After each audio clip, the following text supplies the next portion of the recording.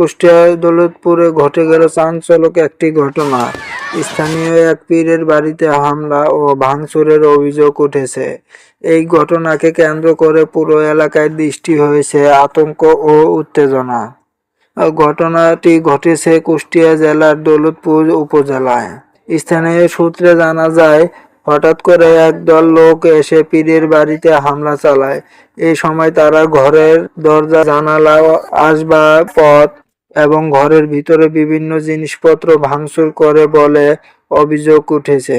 প্রত্যক্ষদর্শীরা জানান, ঘটনাটি ঘটার সময় এলাকায় আতঙ্ক ছড়িয়ে পড়ে এবং অনেক মানুষ ভয়ে ঘর থেকে বের হতে পারেনি। কেন এই হামলা হয়েছে এবং হামলার সম্ভাবনা কি, এর পেছনে কি ঘটনা? পূর্ব বিরোধ, সামাজিক দ্বন্দ্ব বা স্থানীয় উত্তেজনা থাকার সম্ভাবনার কথা বলেছেন এলাকাবাসী। তবে এখনো পর্যন্ত হামলার সঠিক কারণ নিশ্চিতভাবে জানা যায়নি। স্থানীয়রা জানান, আমরা এমন ঘটনা আগে দেখিনি। হঠাৎ করে পরিস্থিতি উত্তপ্ত হয়ে যায়।